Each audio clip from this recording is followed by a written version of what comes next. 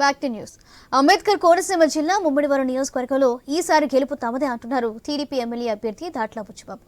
ఆయన నామినేషన్ కార్యక్రమానికి టీడీపీ శ్రేణులు భారీగా తరలివచ్చారు. వైసీపీ పాలనపై ప్రజలు విసిగిపోయారని, స్థానిక ఎమ్మెల్యే పొన్నాడ సతీష్ అవినీతి తప్ప ఇంకేం చేయలేదని విమర్శించారు. ఈ ఎన్నికల్లో తమతో జనసేన కలవడం వల్ల గెలుపు పక్కా అంటున్న బుచ్చిబాబుతో మా ప్రతినిధి Ganesh face to face. Mummidivaram జనసంద్రంగా మారింది. ఇవాళ తెలుగుదేశం పార్టీ నేత ఇక్కడి నుంచి పోటీ దిగినటువంటి దాట్ల బుచ్చిబాబు ఇవాళ నామినేషన్ దాఖలు చేయడంతో చాలామంది వేలాదిగా ముమ్మిడివారం తరలి వచ్చారు. ప్రస్తుతం మనం ఆయనతో ఉన్నాం. ఈ ఎన్నికలు ఎలా జరగబోతున్నాయి, ఇక్కడ గెలుపోవటంకి సంబంధించి మాట్లాడే ప్రయత్నం చేద్దాం. సార్, మనం చూస్తున్నాం చాలామంది మీకు మద్దతుగా తరలి వస్తూ ఉన్నారు కదా, ఎట్లా చూస్తున్నారు? ఈ ఎన్నికలు ఎలా జరగబోతున్నాయి ముమ్మిడివారం? ఈ ఎన్నికలంతా వన్ సైడ్గా ఉన్నాయి. ఎందుకంటే రాష్ట్రంలో ఉన్న 5 సంవత్సరాల నుంచి కూడా జరుగుతున్న అరాచక ప్రభుత్వం ఎక్కడ కూడా రాష్ట్రంలో ఉన్న అన్ని వ్యవస్థల్ని కూడా సర్వనాశనం చేసేయడానికి జగన్మోహన్ రెడ్డి మీద తీవ్రమైన కక్షతో ఉన్నారు ప్రజలు. ఎందుకంటే ఈ రాష్ట్రంలో మరి మన రాజధాని లేని రాష్ట్రం చేశాడు, పోలవరం రైతాంగం అయితే పోలవరం ప్రాజెక్టు జాప్యం చేశాడు, ఇండస్ట్రీస్ అన్నీ కూడా బయటకు వెళ్ళిపోయినాయి. ఇలా యువత అంతా కూడా నిరుద్యోగులుగా మారిపోయారు మన రాష్ట్రంలో ఉన్న యువత అంతా కూడా. ఎందుకంటే వచ్చిన ఇండస్ట్రీస్ కూడా బయటకు వెళ్ళిపోయినాయి కాబట్టి ఎక్కడా కూడా అభివృద్ధి అనేది లేకుండా గ్రామాల్లో కూడా పంచాయతీరాజ్ వ్యవస్థను కూడా సర్వనాశనం చేసి గ్రామాల్లో కనీస వసతులు కూడా ఏర్పాటు చేయకుండా కేవలం ఏదో నవరత్నాల పేరు చెబితే మోసం చేసేది తప్ప మన రాష్ట్రానికి అభివృద్ధి ఎక్కడా కూడా చేయలేదు. గత 2014-19 వరకు రాష్ట్రం విడిపోయిందో చంద్రబాబు నాయుడు గారు ఆ రోజు మన పిల్లలందరూ భవిష్యత్తు గురించి అక్కడ మన రాష్ట్ర భవిష్యత్తు గురించి అక్కడ అమరావతి రాజధాని నిర్మాణం చేపట్టడం జరిగింది. అది 3 రాజధానులు చేస్తానని ఎక్కడ కట్టాడు? 3 రాజధానులు 3 ముక్కలు చేశాడు.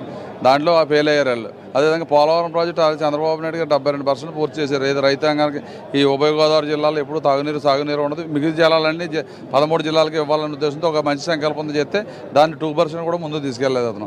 ఇలా ఇండస్ట్రీస్, కియా ఇండస్ట్రీస్ కానీ మన శ్రీ సిటీలో కానీ అనేక ఇండస్ట్రీస్ తీసుకొచ్చాం. ఇవాళ దానికి రిలేటెడ్గా వచ్చే ఇండస్ట్రీస్ అన్నీ కూడా రావడం మానేసి ఈ జగన్మోహన్ రెడ్డి వచ్చిన తర్వాత బయట అక్కడ హైదరాబాద్లోకి అమర్రాజా బ్యాటరీ లాంటి కంపెనీలే హైదరాబాద్ వెళ్ళిపోవడం జరిగింది. దాని మీద చదువుకున్న వ్యక్తులందరూ కూడా నిరుద్యోగులుగా మారిపోతున్నారు. కాబట్టి యువతలో చాలా చైతన్యం వచ్చింది. యువత అంతా కూడా వన్ సైడ్గా ఉన్నారు. అదేవిధంగా ఈ ఎస్సీ బీసీ సామాజిక వర్గానికి జగన్మోహన్ రెడ్డి తీవ్రమైన అన్యాయం చేశాడు. రిజర్వేషన్లో కానీ ఎస్సీ కార్పొరేషన్ కానీ సప్లాన్ నిధులు కానీ అన్నీ కూడా దారి మళ్లించి ఆ 2 కమ్యూనిటీలకి తీవ్రమైన అన్యాయం చేశాడు. కాబట్టి ఏ ఎస్సీ పేటకి వెళ్ళినా ఏ బీసీ పేటకి వెళ్ళినా తీవ్రమైన జగన్మోహన్ రెడ్డి మోసం చేశాడు, ఈ రాష్ట్రాన్ని సర్వనాశనం చేశాడని చెప్పి రూట్ లెవెల్ వరకు వెళ్ళింది. కాబట్టి ఇంకా జగన్మోహన్ రెడ్డి సాధ్యం కాదు. ఆ ప్రభుత్వాన్ని గద్దె దింపి ఏదైతే పవన్ కళ్యాణ్ గారు మంచి సంకల్పంతో తెలుగుదేశంతో పొత్తు పెట్టుకున్నారో ఎటువంటి పార్టీ కూడా స్లిప్ అవ్వకూడదు. ఇటువంటి జగన్మోహన్ రెడ్డి మళ్ళీ వస్తే ఈ రాష్ట్రంలో భవిష్యత్తు పోతుంది, పిల్లల భవిష్యత్తు పోతుందని చెప్పి మంచి మనస్తత్వంతో ఈ పొత్తు పెట్టుకోవడం.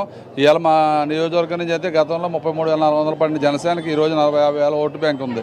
అటువంటి పార్టీకి వెళ్ళడం వల్ల మరి 2 జిల్లాలు కూడా స్వీప్ అవుతాయి. 100% అన్ని సీట్లు కూడా ఈ ఉమ్మడి పొత్తుకి మద్దతు ఇస్తున్నారు ప్రజలందరూ కూడా. మన జిల్లా నుంచి అయితే అత్యధికంగా అన్ని సీట్లు వస్తాయి. కాబట్టి అదేవిధంగా ఈరోజు చంద్రబాబు నాయుడు గారు ఒక విజనరీ. ఆయన 16,800 కోట్ల లోటు బడ్జెట్ ఉన్న ఒక పక్క అభివృద్ధి, ఒక పక్క సంక్షేమం, గ్రామాల అభివృద్ధి 2 బ్యాలెన్స్గా చేసుకుంటే డబుల్ డిజిట్ గ్రోత్ తీసుకొచ్చారు ఆ రోజు విడిపోయిన రాష్ట్రాన్ని. ఈ జగన్మోహన్ రెడ్డి పాతాలను తొక్కేసారు. 11 లక్షల కోట్ల సచివాలయాలు తీసుకొచ్చారు, వాలంటీర్ వ్యవస్థను తీసుకొచ్చారు, సంక్షేమ పథకాలు అమలు చేస్తున్నాం. దీనివల్ల మమ్మల్ని ప్రజలు గెలిపిస్తారని మీ పొన్నాడు సతీష్ ప్రచారంలో చెప్తున్నారు. ఏమిచ్చాడు? నవరత్నాల్లో పెన్షన్ 3,000 ఇస్తా అన్నాడు. 2,250, 2,500, 2,750 లాస్ట్ 3 నెలలు 3,000 ఇచ్చారు. ఆ రోజు మేము ఏం చేసాం? 200 1000 చేసాం, వెంటనే 2,000 చేసాం. 2,000 రూపాయలు 10 రెట్లు పెంచాం మేము. ఈడు పెంచింది లాస్ట్ 3 నెలలు మాత్రం ఇచ్చేది ఇస్తున్నాం.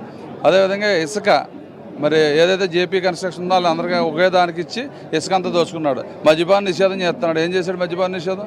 ఇవాళ డిస్టిలరీలు అన్నీ జగన్మోహన్ రెడ్డి హ్యాండ్ ఓవర్ చేసుకుని మరి తప్పుడు బ్రాండ్లు పెట్టి ఒక నిబ్బుకు 100 రూపాయలు ఎక్స్ట్రా తీసుకుని అమ్ముకునే పరిస్థితి. డైరెక్ట్గా అతనే అమ్ముకున్నాడు గవర్నమెంట్ పేరు చెప్పి. అదేవిధంగా మా నియోజకవర్గంలో అయితే స్థానిక శాసనసభ్యులు బెనామీల ద్వారా మరి గ్రామాల్లో పాటలు పెట్టించి ఒక నిబ్బుకు 100 రూపాయలు ఎక్స్ట్రా తీసుకుని ఇలా 100 కోట్లు సంపాదించుకున్నాడు. ఇసుక మా నియోజకవర్గంలో ఇసుక మేము ఫ్రీగా ఇచ్చేవాళ్ళు, ఇసుక మీద బతికే వాళ్ళు ఎక్కువ మా నియోజకవర్గంలో. ఎందుకంటే రైవులోంచి తెచ్చి బయట వేసి అమ్మే పరిస్థితి ఉండేది. అటువంటిది మేము ఎంతమంది చేసుకున్నా అంతమందికి ఫ్రీగా వదిలేసి 5 సంవత్సరాలు. ఇతను వచ్చిన తర్వాత ఒక డ్రడ్జర్ పెట్టి బయట తీసుకొచ్చి ఆ ఇసుక కూడా అమ్మే పరిస్థితి ఉంది. కాబట్టి ఒక హౌస్ సైట్లో కానీ లేఅవుట్లో కానీ అన్ని రకాలుగా అక్రమాలు అవినీతి తప్ప ఈ ప్రభుత్వం వచ్చిన తర్వాత మా నియోజకవర్గం ఎటువంటి అభివృద్ధి జరగలేదు. ఆ రోజు బత్తిన సుబ్బారావు గారు, బాలయోగి గారి తర్వాత అత్యధిక నిధులు తెచ్చి 2014 నుంచి 19 వరకు మా నియోజకవర్గం అన్ని గ్రామాల్లో పెద్ద ఎత్తున రోడ్లు వేసాం, పెద్ద ఎత్తున ఇల్లు ఇచ్చాం, పెద్ద ఎత్తున పవర్ సబ్స్టేషన్ తెచ్చాం, చివరి గ్రామాలైన మత్స్యకార గ్రామాలైన సైక్లోన్ షెల్టర్ పెట్టాం. వారందరికీ తాగునీరు కానీ ఎలక్ట్రిసిటీ కానీ రోడ్స్ కానీ అన్ని బ్రహ్మాండంగా చేసి మేము దాని మీద నాకు ఏ గ్రామం వెళ్ళినా అఖండ స్వాగతం పలుకుతున్నారు. ఈరోజు స్వచ్ఛందంగా ఎంతమంది వస్తున్నారు చూడండి, ఎంతమంది పెద్ద ఎత్తున ప్రజాదరణ మాకు ఇలా నామినేషన్ ఈరోజు వేస్తున్నాం. మరి ఎంతమంది ప్రజలు వస్తారో మీరు చూడ, ఎందుకంటే రూట్ లెవెల్ వరకు కూడా ఈ జగన్మోహన్ రెడ్డి మీద కూడా తీవ్రమైన వ్యతిరేకత ఉంది. అదేవిధంగా స్థానిక శాసనసభ్యుల మీద తీవ్రమైన వ్యతిరేకత ఉంది. జనసేనకి వెళ్ళడం వల్ల మాకు వన్ సైడ్గా మా నియోజకవర్గం అత్యధిక మెజారిటీతో పితాని బాలకృష్ణ అటువైపు వెళ్ళడం వల్ల మాకే బలం ఉందని చెప్పి పొన్నాడు సతీష్ పితాని బాలకృష్ణ కూడా ఎవరైనా ఎంతమంది వెళ్ళారో అందరూ చూసారు. నియోజకవర్గం ప్రజలందరూ కూడా పితాని బాలకృష్ణ 15-20 రోజులు ఈ క్యాడర్ని అందరినీ మభ్యపెట్టి రెండు రోజులు అని చెప్పి అక్కడికి ప్యాకేజీ పుచ్చుకుని అక్కడ పోయాడు పితాని బాలకృష్ణ. అతను కూడా ఏ సామాజిక వర్గం కూడా వెళ్ళలేదు. 4-5 అతను సామాజిక వర్గం 4-5 వెళ్ళారు తప్ప మిగిలిన ఏ సామాజిక వర్గం కూడా వెళ్ళలేదు. వాళ్ళందరూ కూడా పెద్ద ఎత్తున మాకు ఇవాళ ఉత్సాహంగా పనిచేస్తున్నారు. ఇవాళ చూడండి జనసేన ఎంతమంది వస్తారు చూడండి. ఇవాళ జనసేన కుటుంబ సభ్యులు 10,000 మంది వస్తారు ఇవాళ. మరి అంత పెద్ద ఎత్తున మాకు ఈ నియోజకవర్గంలో 34,000 నుంచి 50,000 వెళ్ళిన జనసేన చేరు. 50,000లో 45,000 ఓట్లు పైన మాకు పడతాయి జనసేన నుంచి. అదేవిధంగా బీజేపీ కూడా సహకారం ఉంది కాబట్టి ఎట్టి పరిస్థితుల్లో మా నియోజకవర్గం నుంచి అత్యధికంగా మాకు మద్దతు తెలుపుతున్నారు. 2014 నుంచి 19 వరకు నీతిగా చేసిన ఎక్కడ అవినీతి లేకుండా అభివృద్ధి సంక్షేమం చంద్రబాబు నాయుడు గారు ఏ విధంగా రాష్ట్రాన్ని అభివృద్ధి చేశారు అదేవిధంగా నేను ఫండ్స్ అవి తెచ్చి దీన్ని ముందుకు తీసుకెళ్ళాను కాబట్టి నా మీద మంచి అభిమానం ఉంది ప్రజల్లో. మీరేమంటారు? నవరత్నాలు అని చెప్పి వాళ్ళు అంటున్నారు, సూపర్ 6 పథకాలు అని చెప్పి మీరు అంటున్నారు. ప్రజలు వేటికి మద్దతు తెలిపే అవకాశం ఉందనుకుంటున్నారు? మేము గతంలో చేసినవి చెప్తాం, వీళ్ళు ఫెయిల్యూర్ చెప్తాం, చేయబోయి రెట్టింపు సంక్షేమం చెప్తాం.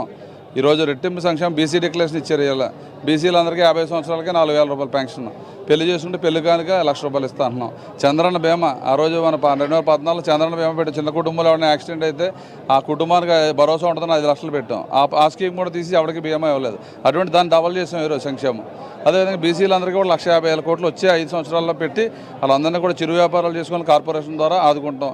ఎస్సీలందరికీ పూర్వవైభవం ఏదైతే ఎస్సీలకు 27 పథకాలు తీసాడు ఆ పథకాలన్నీ తీసుకొచ్చి మళ్ళీ పూర్వవైభవం ఎస్సీల్లో కూడా తీసుకొచ్చి ఎస్సీ కార్పొరేషన్ ఎస్సీ సప్లై ద్వారా వాళ్ళకి రావాల్సిన నిధులన్నీ వాళ్ళకి ఇస్తామని చెప్పి హామీ ఇస్తున్నాం.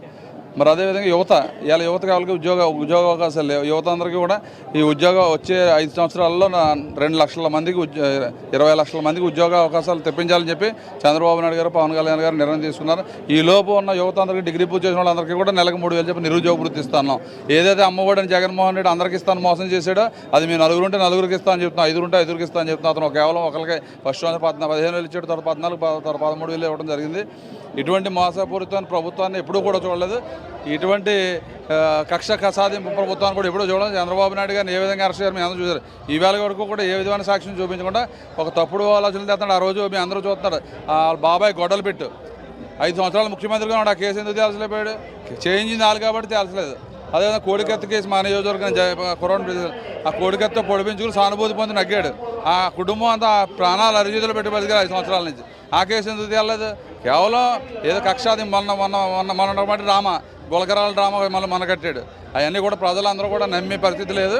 ఎట్టి పరిస్థితిలో జగన్మోహన్ రెడ్డి ప్రభుత్వాన్ని గద్దె దింపి ఏదైతే చంద్రబాబు నాయుడు గారు బీజేపీ పవన్ కళ్యాణ్ గారు పెట్టినారో ఈ పొత్తును మాత్రం ప్రజలందరూ బలపరిచి ఇవాళ రాష్ట్ర వ్యాప్తంగా 140 నుంచి 150 సీట్లు నగ్గడానికి అవకాశం ఉంది. రాయలసీమలో కూడా విపరీతమైన మార్పు వచ్చింది కాబట్టి ఎక్కడికి వెళ్ళినా ప్రజలు నిరాశ. ఇవాళ పరదాలు గడువు తిరిగాడు. అప్పుడు డిపార్ట్మెంట్ ఉంది కాబట్టి అందరినీ తీసుకొచ్చి మేము ఎటీలు పెట్టాడు. ఈరోజు బస్సు యాత్ర చేస్తారు తుస్సు ఉంది. ఎక్కడ కూడా బస్సు యాత్రలో అక్కడ లేదు, ఎక్కడికక్కడ అతను కూడా తిరగేయడం జరుగుతుంది. ఫైనల్గా ముమ్మిడివరంలో మీరు గెలిస్తే ఇక్కడ ఉన్నటువంటి ప్రజలకు ఎలాంటి హామీలు ఇస్తారు?